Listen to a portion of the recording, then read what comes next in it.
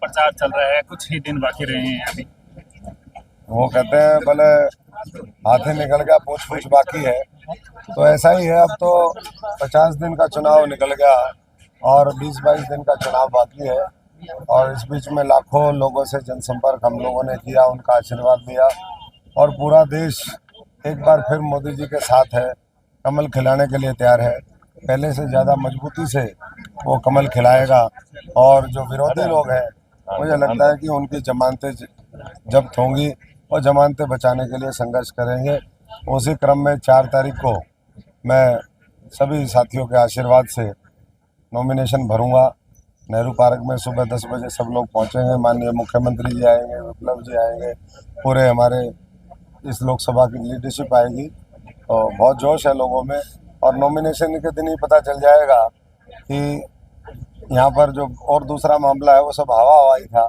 जमीन पर कहीं भी ना उनके पास संगठन है, ना लोगों का विश्वास है, और एक तरफा जीत जो है भारतीय जनता पार्टी की है। कल भी भारतीय जनता पार्टी ने अपने जो स्टार प्रचारक हैं, हरियाणा की बात की जाए तो 40 ऐसे जो स्टार प्रचारक हैं लिस्ट जारी की है, जिसमें मोदी जी भी हैं, नड्डा साहब भी हैं, तो तमाम आप भी हैं और दुग्गल मैडम भी हैं। क्या कहते हैं, कितनी मजबूती से चुनाव लड़ा जाएगा? मजबूती से जहाँ जिसकी आवश्यकता होगी वहाँ वो आएगा, वो काम करेगा। हर पार्टी का नेता अपने तरीके से काम करने में लगा हुआ है, और जो कैंडिडेट है वो जनता के बीच में जाकर के जनसंपर्क कर रहे हैं। आज हम फुलका गांव में हैं, इसका तो नाम ही ऐसा लगता है ऊपर वाले ने पहले से ही फूल का गांव, मतलब फूल के साथ है, मोदी जी के साथ है, मोदी का परिवार है। सर, आज तक सबसे बड़ा जितने बार नेता आते हैं कभी भी एनएलओ के अलावा नहीं जीत हासिल की है, क्या इस बार फुलका गांव के अंदर कमल फूल खिल सकता है? नहीं, मैं तो पहले भी जीता हूँ इस गांव में, पहले भी आशीर्वाद मिला है। इस गांव में हमने एटीडीसी का सेंटर कई करोड़ की लागत से हमने जापानी जर्मनी मशीन बना करके यहाँ पर जो हमारी बहनें हैं उनको सिलाई का काम अच्छे से आए, उसके लिए बहुत बड़ा प्रोजेक्ट उस समय लेकर के आए थे। और आगे फिर कोशिश होगी कि फुलका से लेकर के गांव के स्तर पर भी अच्छी से अच्छी सुविधाएं लोगों को मिले, लोगों का सशक्तिकरण हो, और मोदी जी के विजन के साथ 140 करोड़ लोगों की देश की तरक्की में, देश को बनाने में, भारत के निर्माण में, भारत को विकसित करने में, भारत को आर्थिक शक्ति बनाने में उनका सहयोग हो, ये मैं समझता हूँ कि होगा। आपके सामने कुमारी शैलजा है, 6 बार उनके परिवार या वो खुद सांसद रही हैं, किस तरीके की चुनौती मांगते हैं? देखिए, पहली बात तो जब देश ने मन बना लिया हो, एक विचारधारा को चुन लिया हो, एक नेतृत्व के साथ वो जुड़ करके देश में तीसरी बार सरकार बनाना चाहते हो, तो पहली बात तो कोई व्यक्तिगत यहाँ कोई मुझे नहीं लगता कि महत्वपूर्ण है।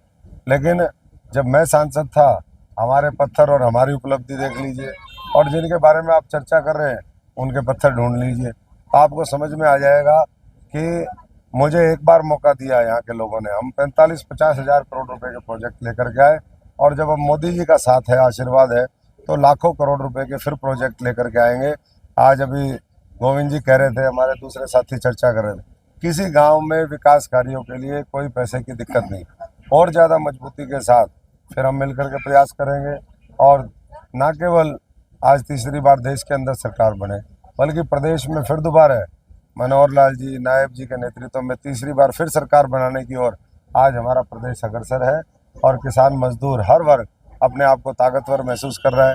कुछ गाँव का मुआवजा रुका हुआ था बीच में, कल ही खारिया और उधर के जो गांव हैं उनका मुआवजा 23,000 रुपये प्रति एकड़ वो मुआवजा रिलीज़ किया है। आप लगा लीजिए, अगर किसी के 10 एकड़ ज़मीन है उसका मुआवजा आया होगा तो 2.5 लाख जो रुपए हैं वो 10-10 एकड़ पे आए हैं। किसी की ज़्यादा है तो और ज़्यादा आए होंगे। और कांग्रेस के समय में वो 1-1 रुपये के चेक, 5-5 रुपये के चेक, ऐसे चेक देते थे। वो किसान की तौहीन करते थे, किसान को कमज़ोर करते थे। मोदी जी किसान मजदूर को, हमारे देश को, हमारे संविधान को, सबको मजबूत करने में लगे हैं, और इसीलिए मोदी जी के साथ खिलाफ ये षड्यंत्र जो करने वाली ताकतें हैं, देश की जनता उनका मुंह तोड़ जवाब देगी। मोदी जी का क्या डर है कि वो विपक्ष के नेताओं जेल में डाल रहे हैं? कांग्रेस के कुछ एक नेता यहाँ पर थे, लोकल विधायक तक यहाँ नहीं थे, आपको लगता है कि इसमें फूट है? देखिए, सबको पता है, ये मीडिया ने, आप लोगों ने क्यों हवा बना दी थी मुझे पता नहीं। जिस पार्टी के पास संगठन ही नहीं है, जिसके पास ना बूथ पे संगठन, ना गांव में वर्कर, ना लोगों के बीच में जाना आना, ना उनका यहाँ पर रहना, तो ये सारी चीज़ें इस बात का संकेत है कि हवा में जो है बहुत ज़्यादा समय तक वो नहीं होता। हेलीकॉप्टर हवाई जहाज को भी एक बार ज़मीन पर उतरना पड़ता है, तेल खत्म हो चुका है। कमर के अंतिम 20 दिन रह गए हैं। देखिए, चुनाव प्रचार जोरों पे चल रहा है। भारत देश चाहता है कि मोदी जी प्रधानमंत्री बने। भारत की जनता मोदी जी के साथ है, हरियाणा की जनता मोदी जी के साथ है और सिरसा की जनता मोदी जी के साथ है। सिरसा सीट तो हम जीत चुके हैं, अब तो लोगों का अंतर हमें बढ़ाना है कि कितने हम अंतर से जीत रहे हैं। बाकी हरियाणा की 10 सीटें मोदी जी की झोली में जाएगी। हरियाणा मोदी जी के साथ है। गोपाल जी के कार्यक्रम बन रहे हैं, हाँ, गोपाल जी आ रहे हैं। कब तक आएंगे? कल शाम के उनके लोकल प्रोग्राम है। कल 4-5 जगह नुक्कड़ सभाएं हैं शहर के अंदर, वार्डों में, अलग अलग जगह पे। गाँवों में प्रचार करेंगे। उसके बाद गाँव में जाएंगे।